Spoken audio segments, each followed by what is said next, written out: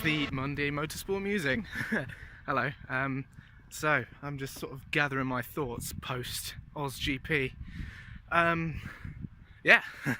So Ferrari actually done good, and they managed to, maybe slightly fortuitously, or certainly slightly fortuitously,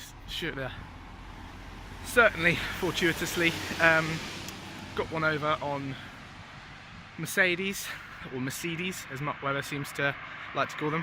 Yeah, that was a bit of luck. Sneaking in there when the VSC was out, the cause of which, a little bit heartbreaking actually, complete disaster for American team, running 4 and 5, and looked like some hasty mechanics just, I don't know, jumped the gun, the wheel gun, and sent their drivers out without properly attaching the wheels, both on the left hand side. So yeah, they I don't believe they've scored more points than they were on track to score.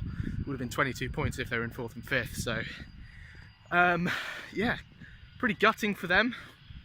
Obviously the upshot of that is McLaren 5th place, first race after Honda. So I'm just going to up my pace because I'm crossing the road. First race after leaving Honda. Managed to grab, 10 points with Nando and 2 for Stoffel in 9th. So on to bigger and better things for McLaren. I don't know whether that was purely on pace. Verstappen seemed to indicate he had some sort of issue, and then obviously the 2 Haas cars out the way. Oh, there's a bloody great jet taking off. 2 Haas cars out of the way obviously presented more of an opportunity, so yeah, can't say for sure whether McLaren can hope to be 5th again in Bahrain, which is the next race in 2 weeks' time. Yeah, we've got back off the break and all of a sudden we've got to wait 2 weeks again, so easy come, easy go. What else is there to say? Force India, no points for the first time since Monaco 2017.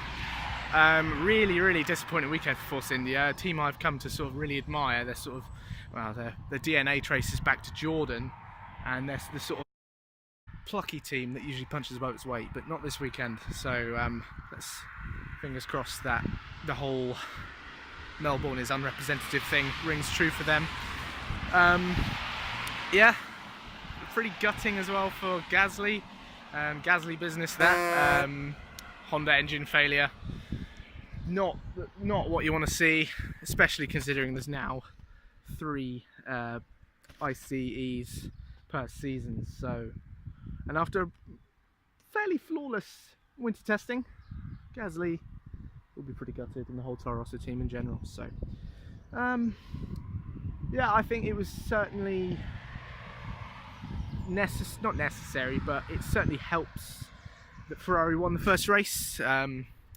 Hamilton, as excellent as his lap was, which was a stonking lap, taking pole by that margin, just, there was a lot of negativity, people saying this season's already finished, Mercedes are going to walk it, and then to come away with Bottas was 8th, and then Hamilton to, perhaps lose it on strategy, not pace, but for Mercedes to be behind Ferrari significantly after one race bodes well for the season, I think. Wishing no ill to Mercedes, but you know, people want to fight. Yeah, not a lot else to say about the race. It wasn't a classic, but Melbourne hasn't really delivered one of those in a while, so no harm in that. I look forward to Bahrain. I think we'll properly see whether this high rake long wheelbase Ferrari actually works properly in Bahrain with the long straights.